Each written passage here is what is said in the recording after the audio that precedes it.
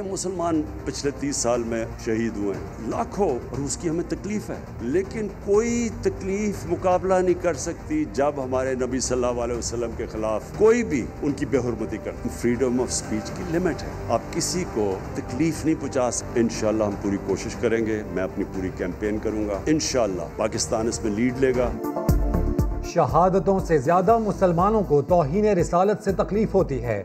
वज़ीर आज़म इमरान खान का तौहीन रिसालत के खिलाफ आलमगीर मुहिम चलाने का ऐलान। सीरतुन्नबी कॉन्फ्रेंस से खिताब में कड़वी सच्ची भी बयान कर दी। कहा मगरिब में होलोकॉस्ट के खिलाफ कोई बात नहीं कर सकता। 1.25 अरब मुसलमान ऐसा कानून क्यों ना बना सके। सदर मुमलिकत ने भी दुनिया के सामने बड़ा सवाल रख दिया। कहा होलोकॉस्ट से इनकार पर तकलीफ का शिकार होने वाले बताएं उन्हें मुसलमानों की तकलीफ का ख्याल क्यों नहीं। कि होलोकॉस्ट बहुत सारे यहूदियों को मारा गया, कोई शख्स इस बात से इनकारी करे तो वहाँ तकलीफ होती है उनको, हम मानते हैं इस बात को। मुसलमानों की तकलीफ का तुमको ख्याल नहीं। स्टेट की बुनियाद पर मजम्मत करता हूँ कि प्रेसिडेंट मैक्रोन ने जिस तरह से इस बात को लेकर चले वो अपने यहाँ निफाक पैदा कर रहे हैं। नबी मेहरबा आकाए दो जहां इमामुल अंबिया महबूबे खुदा हजरत मोहम्मद मुस्तफ़ा सल्लल्लाहु अलैहि वसल्लम की विलादत बासादत का जश्न। शहर शहर गली गली जुलूस और रैलियां, मुल्क भर में मसाजिद, इमारतें और घर रोशन, फिजा पुर नूर, दुरूद व सलाम की रुख परवर महाफिल।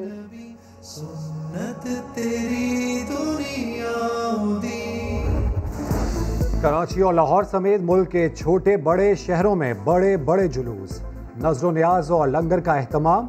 मोहसिन इंसानियत को खिराज अकीदत पेश करने के लिए तकारीब। फ़ज़ाओं में नारे रिसालत की गूंज। चिन्योट में 63 मन का केक काटा गया। दिन के आगाज़ पर 21 तोपों की सलामी।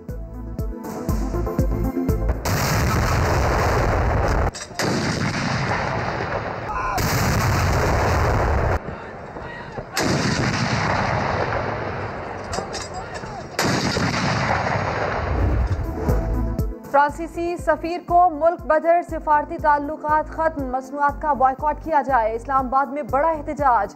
मुजाहिरीन की फ्रांसीसी सफारतखाने की जानिब पेशकदमी की कोशिश। पुलिस चौकी पर पथराव। आंसू गैस की शेलिंग पर पसपा मुजाहिरीन ने आपपारा में धरना दे दिया। गुस्ताखाना खाके हमले के मतरादिफ हैं। कशीदगी और अदम बर्दाश्त बढ़ेगी। एक दूसरे के मज़ाहिब का एहतराम करना होगा। अक़वाम मुत्तहिदा के तहजीबी इत्तेहाद के नुमाइंदे का सख्त बयान। फ्रांस में तौहीन रिसालत के खिलाफ दुनिया भर में एहतजाज। गवर्नर मक्का की खुतबा जुमा में फ्रांस के रवैये की शदीद मजम्मत। महातीर मोहम्मद कहते हैं मुसलमानों को हक पहुंचता है कि वो फ्रांस को तारीखी जराइम की सजा दें।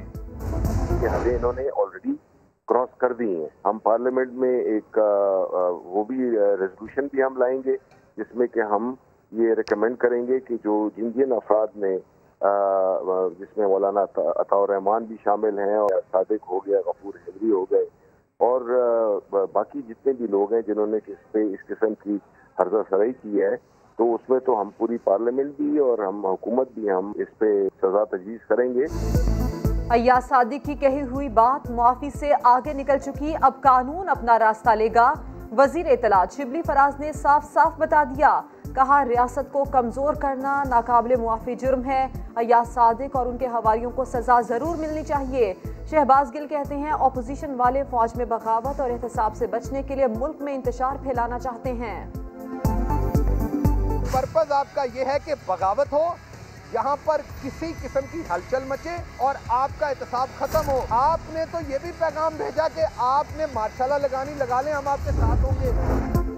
अय्याज सादिक ने मुल्क की सालमियत पर हमला किया। अफवाज पाकिस्तान के खिलाफ झूठा प्रोपेगेंडा किया। गद्दारी का मुकदमा दर्ज किया जाए।